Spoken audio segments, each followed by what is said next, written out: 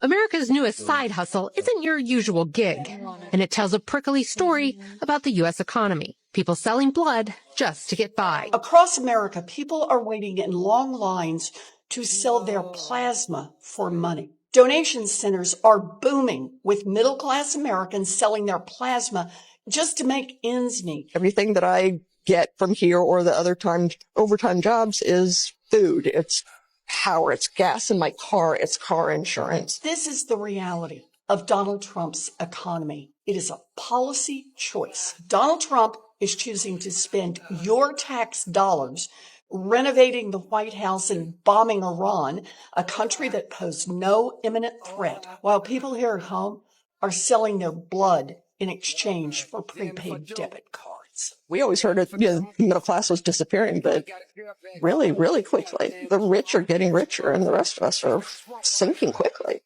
When you're negotiating with Iran, Mr. President, to what extent are Americans' financial situations motivating you to make a deal? Not even a little bit. The only thing that matters when I'm talking about Iran, they can't have a nuclear weapon. I don't think about Americans' financial situation. What'd you make of that? Yeah, that's bull crap. I think that's a true statement. Because, of course, he's not thinking about us at all. I did vote for Trump. Seemed like a lot different, in the beginning. I'm not fully against everything, but, more currently with the way things are going, I don't agree with. I don't think we should be in this war. He doesn't care about our situation. He doesn't. He's just here for pride and ego. He's not lying. And he proves it. Not only that, but also like food stamps and other stuff. He does not care about our financial situation. He cares about giving himself a name. When he says that he's not thinking about Americans' financial situations, what do you make of that? I think sometimes he comes across, he doesn't always come across, he's a little raw, a little rough around the edges. So just because he says something in a certain way, I don't think he means that he doesn't care about people. I don't believe that for a minute. I mean, I think that when you're someone who grew up with a certain amount of money, you're going to be out of touch. You're going to live in a completely different reality than other people. When you have no idea what it's like to actually have to work for $1, you were born with a silver spoon in your mouth. Of course, the American pockets don't mean anything to you. Our gas prices went up because he got us there. And now what's he doing to get them back down? How did Barron Trump reportedly become a billionaire in a single day? It started with a massive $50 million bet on oil stocks 2 days later. His father started a war with Iran, and oil prices skyrocketed in an instant. Was this just insane market timing, or the ultimate insider trade? What do you think? We know that Donald Trump's illegal and costly war in Iran is costing the American public over $1 billion a day. And as Americans struggle, the Trump family is getting richer. We know that Jared Kushner got $2 billion from the Saudis for an investment fund. Since then, more and more Gulf states continue to pour money into this fund, while Jared Kushner travels through the Middle East, travels the world, representing our country, the administration, and the president. This is incredibly reckless, it's incredibly unethical, and clearly points to major signs of corruption. We know that Jared Kushner is becoming much more wealthy. Donald Trump is wealthier than he's ever been. The Trump family continues to profit. We've got to ensure that we take on Trump family corruption. And what the Trump family needs to know is that oversight Democrats are committed. We are committed to ensuring that every single one of these schemes is going to be investigated. We're going to have hearings, and we're going to ensure that we share all the information to the public so that they understand that this corruption can never happen again and that this is the most corrupt administration in American history. Well, we finally know why the Iran war is being fought. And this may come as a shock to you, but the reason Senate Republicans blocked a bill requiring approval for the Iran war is now clear and simple. The war is making them richer. Case in point, Senator Susan Collins, who, by the way, is up for re-election this year, so keep that in mind, who happens to own shares in companies that are in the business of war and oil. And when a journalist chased her to ask her questions about them, Collins was, as always, very transparent. I just wanted to ask you about your household shares in military companies. I have no idea what you're talking about. The household? Yeah. Your husband? That you know about? I truly don't know. No, I don't know what my husband's holdings are. I was just kidding you. She lied as always and said that she knows nothing about her husband's stock. And since Senator Collins seems to be confused about how her family makes money, I figured I'd help her by going to the Senate Financial Disclosure Database to do what Collins can't apparently be bothered to do: find out how much she's benefiting from voting in favor of the war in Iran. And this is what I found out. Senator Collins' husband owns shares of military companies like Raytheon and Boeing, and of oil companies like Phillips 66 and Conoco. So how much exactly did she benefit? It looks like Raytheon did pretty well for poor, unaware Susan Collins. It's up 67% since last year. Boeing didn't do too shabby either, up 51%. Conoco Oil is up 51%, and Phillips 66 Oil up 89%. To put it in perspective, just in oil stocks, Susan Collins made $24,000 in profit in a month. That's not a bad loot, just for voting so that Trump, to put it in Trump's own words, could end an entire civilization and, of course, to sacrifice the life of American sons and daughters. After Trump finishes taking care of business in Iran. That's exactly what he's doing. He's taking care of business. He's grifting. This whole Iran thing is a grift. He's making money off of this war. We're losing money, but he's making money because it's business. He needs to come back here to the United States. You know, while Obama was saving our country from the worst financial disaster since the Great Depression, he was also able to strike a deal with Iran to prevent them from getting nuclear weapons so that this war wouldn't be necessary.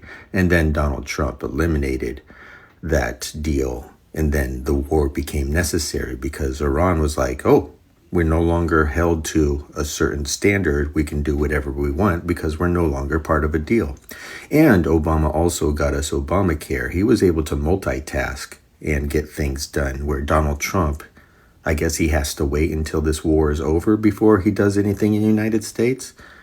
So that makes Obama better, I guess. And focus on Operation Liberal Eradication. Oh, I see where you're going with this. You want 1930s and 40s Germany. Well, I think we're safe here because Trump doesn't know how to do anything well. So if he went after liberals the same way he's going after Iran, I think we're pretty safe. Because he fucking doesn't know how to do shit. Trump just went on Fox News and doubled down on saying he doesn't care about the Americans and their financial situation. This was after 2 days of all the MAGA morons saying that they don't, that he was taken out of context, that he didn't really mean that. Brit Baier, boy, he was trying everything. He was trying everything to say, please say this was taken out of context. And Trump's just like, no, that's exactly what I said. I got the clip right here. Here it is. Democrats and political pundits jumped all over this statement that you made the other day. You were asked when you were leaving. What extent are American financial situations motivating you to make a deal? Not even a little bit. The only thing that matters when I'm talking about Iran, they can't have a nuclear weapon. I don't think about American financial situation. I don't think about anybody. I think about one thing. We cannot let Iran have a nuclear weapon. That's all. That's right. That's a perfect statement. I'd make it again. You can imagine how many people stop the soundbite I don't think about America's financial situation. So what's your response to that framework? It's very simple. When people hear me say it, everybody agrees. Short-term pain. It's going to be short-term pain. But the pain is much less.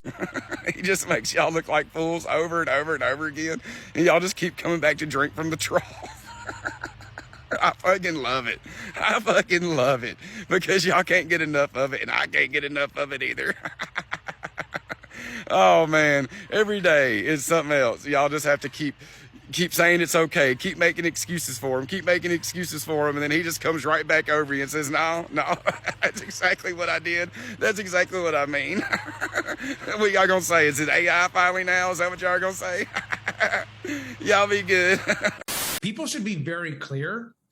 Your gas is going up right now. And as people's prices on gas and groceries continue to skyrocket, and especially around gas because of the war, Donald Trump and his family are actually profiting from the war. There's illegal trading going on because of the war. And so there are a lot of folks at the center of that as the Trump family that are actually enriching themselves with contracts as the American public are suffering. This war is costing over $1 billion a day. It is going to cost over $100 billion before this entire thing is over.